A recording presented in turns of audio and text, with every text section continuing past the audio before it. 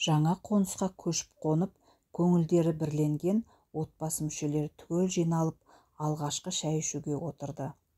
Отанасы Хадиша нан ауыз тигеннен кейін жаңа үйде бақ-береке құт болсын деп тілек тілеп бетін сипады. Үлкен 2 бөлме және кішірек тағы бір бөлмесі бар жаңа пәтер бәріне де ұнап жатыр. Әп сәтте тап-тұйнақта жиналып, орын-орнына қойылған заттар мен үй жиһаздары жарасып-ақ сала берді. Баласы мен келіні емденген үлкен бөлмеге күн сәулесі молынан түсіп тұр. Немеренің манежі кереует жанына орналасыпты. Болат пен Жанеля келін бас қосқалы 2 жыл болды. Болат баланың кенжесі, үлкен ұлдары өз отбасымен қала сыртында тұрады. Қызметтері бар, ішіп-жемі баршылық. Хадиша ұзақ жылдар педагогтық қызмет атқарып, зейнеткерлікке шыққанына 4 жыл болды. Бейнетінің зейнетін көріп отырған жайы бар. Аузында Алласы 5 уақыт намазын қаза қылмай, шүкіршіліктен қанағат тауып, балаларының ортасында барып келіп жүреді. Балаларының әкесі Болатты ескей алмай дүниеден озып кетті. Суретіне қарап кейде Хадиша бір күрсініп алатыны бар. Бүгінде жаңа үйге көштік, Ореке деп дауыстады. Әкелерің өте еңбекқор кісі еді, ел сыйлаған азамат болатын. Еліне адал еңбек еткен адамның аты өлмейді деген рас екен. Ауылда оның атындағы көше бойына үлкен суретін іліпті дейді. Жазғы демалыстарыңда ел жаққа барып қайтайық, ас берейік. Мама бар жоғы 1 ай отпускада шетелге демалуға барамыз ба, ауылға барамыз ба? Үлгермейміз ғой. Айтшы Болат, өзіңіз барып келіңіз, пенсияңыз жетеді. Жанеля өз шешімін асығыстау жеткізді. Жаз болсыншы, сосын көре жатармыз. 2 ұшты жауап берген Болат темекі шегуге балконға шықты. Жанел, Болат, бесікті қайда қойдыңдар? Менің кітаптарым қайда? Балконға шығып кетті ма? Қызыл қораптағы кітаптарды айтамын. Хадиша әр жерді бір түртпектеп 3 бөлмені аралап шықты. Көзге түспеді. Мама, біз ол бесікті сыртқа шығарып тастадық. Көп заттарды лақтырдық. Кітаптар шаң жинайды. Біздің папамның үйі тап-таза. Бірде-бір кітап, қағаз, газет деген жоқ.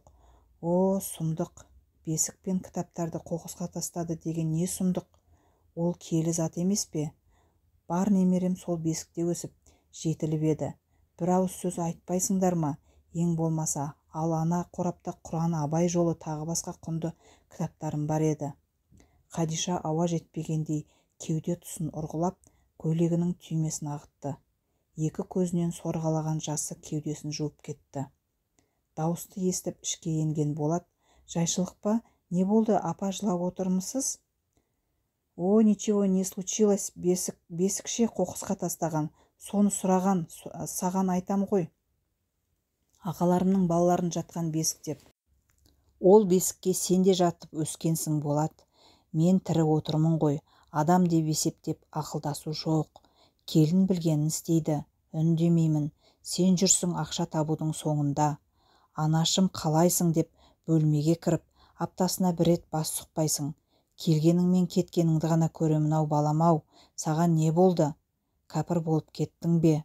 Ана қатыныңа неге айтпайсың? Ертең ол менің жасыма келмей ме? Орысша болғаныңда жөні болмай ма? Мен оқыған адаммын, бәрін түсінемін. Онсыз да айтар сөзді жұтып, тілімді тістеп жүрмін ғой. Хадиша бөлмесіне кіріп, есікті тарс жауып алды. 2 күн тамақ ішпей, жастықтан басын көтермеді. Болат пен келіннің есікті қағып жалынғанына жауап қатпады. 3-ші күні ерте тұрып таң намазын оқып алған соң сыртқа шықты. Әлі жарық тартпаған кез, қараңғылау сәт. Аялдамаға келіп, бұрынғы үйіне баруға бел байлады.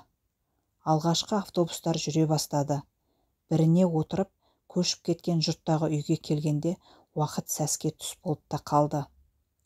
Үнемі тамақ қалдығын шығарып жүрген қоқыс жәшігіне жақындады. Жәшіктер бос, айналасы сыпырылған. Хадиша апа, бесікке келдіңіз бе? Оқыс шыққан дауыстан селк ете қалған Хадиша, бісміллә деп, сен кімсің? Иә, бесік қайда? Жаңа ғана қоқысты алып кететін машинаның жүргізушісі көлікке салды. Тастай ма әлде өзіне ала ма білмеймін. Ол машинаны қалай тапсам екен? Ол енді ертең бірақ келеді ғой, қап ертерек келмей кешігіп қалғаным-ай. Мына 4 бұрышты тақтайшада сол машиналарды басқаратын бөлімнің номері жазылған. Қаласаңыз телефон шалайық. Көсеген көгергір, айналайын, бала шағаң аман болсын. Мынаны алшы, балаларыңа кәмпит апарарсың. Қалтасынан санамастан бірер қағаз ақшаны алды да Қадиша аула сыпырушының қалтасына салып жіберді. Алло, Көктем шағын ауданының тұрғыны мазалап тұр. Қандай жалобы бар, сөйлеңіз. Машинаның номерін айтыңыз, жазалаймыз. Жоқ, бәрі дұрыс, іздеп тұрған жүргізушінің туысқаны. Кездесеміз деген екен, үлгермей қалыпты.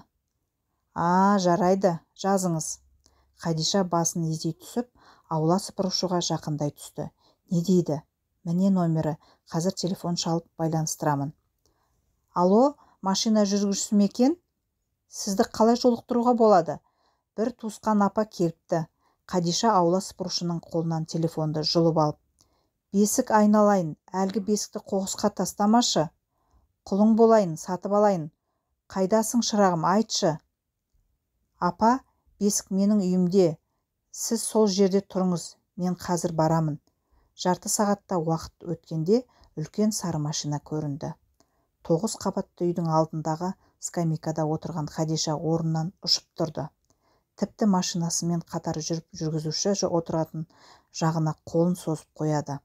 Машинадан түскен жігіт, апа, бесікті неге қалдырдыңыз? Жасыңыз біразға келген кісісіз, солай жасауға болады ма екен? Төмен қараған Қадиша, солай болып қалды, балам. Үйіңе баруға бесікті алуға болады ма? Даусы бәсең жалынышты шықты. Отырыңыз машинаға, менің үйім қала сыртында, біраз жүреміз. Жаңа ғана жолай тастап кетіп едім. Мұндай машинаға бірінші рет отырған шығарсыз? Үйде анам бар, 2 немересімен мәз болып отыр. Кіші балам 40-нан жақында шықты.